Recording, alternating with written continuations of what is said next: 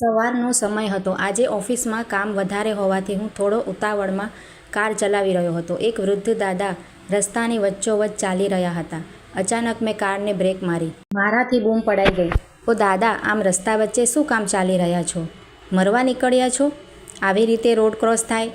અચાનક બ્રેકના મોટા અવાજ માત્રથી દાદા નીચે પડી ગયા. હું કારમાંથી નીચે ઉતર્યો અને દાદાનો હાથ પકડ્યો. જોયું કે દાદાનો હાથ ગરમ હતો. ગળે અને માથે હાથ મૂક્યો, એ પણ એકદમ ગરમ. દાદા તાવથી ધ્રુજતા હતા. મને મારા બોલવા ઉપર બહુ જ પસ્તાવો થયો. મેં દાદાનો હાથ પકડીને એમને કારમાં બેસાડ્યા અને પૂછ્યું કે દાદા, આટલો તાવ હોવા છતાંય રસ્તા વચ્ચે તમે આમ એકલા કેમ નીકળ્યા છો? હવે અત્યારે જ તમે મારી સાથે દવાખાને ચાલો અને મને તમારા પરિવારના કોઈપણ સભ્યનો નંબર આપો.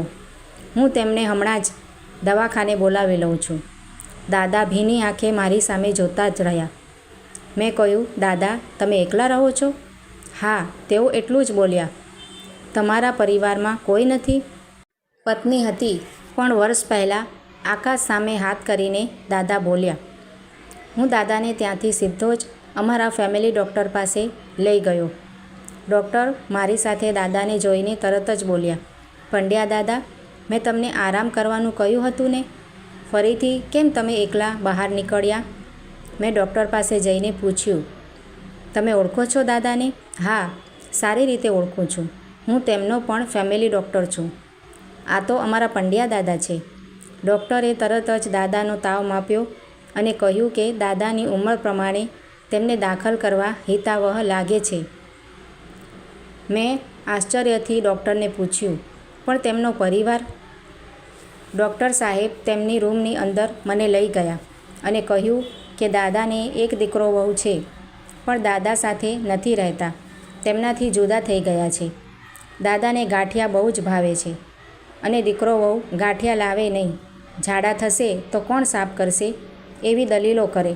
ઘટપણ છે તો જુદું જુદું ખાવાની ઈચ્છા પણ થાય. દાદાને અઠવાડિયામાં 2 વખત ગાંઠિયા જોઈએ જ. એટલે હવે તેઓ પોતાની જાતે જ વ્યવસ્થા કરી ગાંઠિયા ખાઈ લે છે. ત્યાં સુધી વાંધો ન હતો, પણ એક દિવસ દીકરો વહુ બોલ્યા, તમારી તમામ મિલકતો અમારે નામે કરી દો. તો દાદાએ કહ્યું કે હું મરી જાઉં પછી મિલકત તમારી જ છે. મારા જીવતા તો એવું નહીં જ બને. દીકરા વહુએ દાદા સાથે ખૂબ જ ઝઘડો કર્યો. દાદા કહે, તું નોકરીએ લાગ્યો, લગ્ન કર્યા, તને ભણાવીને તૈયાર અમે કર્યો. અત્યારે તું તારો પગાર મારા ખાતામાં જમા કરાવે છે કે તારા ખાતામાં?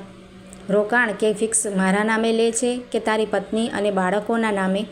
કોઈ દિવસ તું મારા માટે ધોતી કે તારી મા માટે સાડી લાવ્યો છે?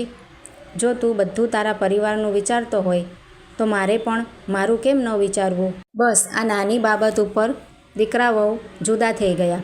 હમણાં 1 વર્ષ પહેલાં જ તેમના પત્ની ગુજરી ગયા અને દાદા એકલા પડી ગયા. આમ તો હું કોઈના ઘરે વિઝિટમાં નથી જતો, પણ જ્યારે દાદાનો ફોન આવે એટલે હું મારા બધા જ કામ પડતા મૂકી તેમની તબિયત જોવા જતો, કારણ કે તેમણે મારા ઉપર વિશ્વાસ મૂક્યો હતો. ડૉક્ટર દાદા સામે જોઈને બોલ્યા, દાદા, આજે પાછા ગાંઠિયા ખાવા બહાર નીકળ્યા હતા ને? દાદા આવા તાવમાં પણ હસી પડ્યા. હું દાદાની બાજુમાં ગયો. દાદાને માથે હાથ ફેરવી કીધું, પછી ગાંઠિયા ખાધા કે નહીં?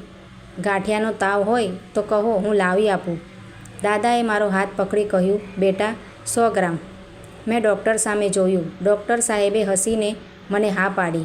એમણે દાદાને અંદરના રૂમમાં સુવાડી ઇન્જેક્શન આપ્યું અને કહ્યું, દાદા તમે આરામ કરો, ત્યાં સુધીમાં પ્રતીકભાઈ ગાંઠિયા લઈને આવે છે. હું ઝડપથી ગાંઠિયા લેવા ગયો. ગાંઠિયા લઈને હું જલ્દીથી પાછો આવ્યો. ડૉક્ટર મારી રાહ જોતા હતા. હું દોડીને અંદર ગયો. ડૉક્ટર કહે, રહેવા દો. મેં પૂછ્યું, કેમ, શું થયું? સાહેબ, દાદા હવે આ દુનિયામાં નથી રહ્યા. મારા હાથમાંથી ગાંઠિયાનું પેકેટ નીચે પડી ગયું. ફક્ત 1 કલાકના અજાણ્યા સંબંધો હોવા છતાં પણ હું મારા આંસુને રોકી શક્યો નહીં અને મને ખૂબ જ દુઃખ થયું. જે મા બાપે પોતાની જાત સંતાનો પાછળ ઘસી નાખી હોય, એ આવી રીતે ઘટપણમાં તેમને તરછોડી કઈ રીતે જઈ શકતા હશે? મેં ઓફિસે ફોન કરી અને કહ્યું, આજે મારા દાદાનું શ્રાદ્ધ છે, હું ઓફિસે નહીં આવી શકું. ડૉક્ટર સાહેબ પણ બોલ્યા, ભાઈ પ્રતીક, તે એક માનવતાનું કામ કર્યું છે. આજે મારું દવાખાનું પણ દાદાના માનમાં બંધ રહેશે. ડૉક્ટર સાહેબ બોલ્યા, પ્રતીકભાઈ, તેમનો અંતિમ સંસ્કાર કરવાનો આપણો કાયદાકીય અધિકાર નથી. તેમના પુત્રનો મોબાઈલ નંબર મારી પાસે છે. આપણે તેને જાણ કરી દઈએ. અગત્યની વાત એ છે કે દાદાએ તેમના વકીલનો નંબર ડૉક્ટર સાહેબને આપીને ગયા હતા અને કહ્યું હતું કે મારા દેહાંત પછી મારી અંતિમ ઈચ્છાઓ પ્રમાણે વિલ મેં બનાવ્યું છે. તે ઈચ્છા પૂરી કરવાની જવાબદારી ડૉક્ટર સાહેબ તમારી છે. મારા મૃત્યુ પછી વકીલ તમને ફોન કરશે. દાદાના વિલ પ્રમાણે તેમની મિલકતનો 75% હિસ્સાની રકમમાંથી એક ગાંઠિયા અને ચાની દુકાન ખોલવી. ત્યાં રોજ ઘરડા અને ગરીબ વ્યક્તિને મફતમાં ચા અને ગાંઠિયા મળે તેવી વ્યવસ્થા કરવી.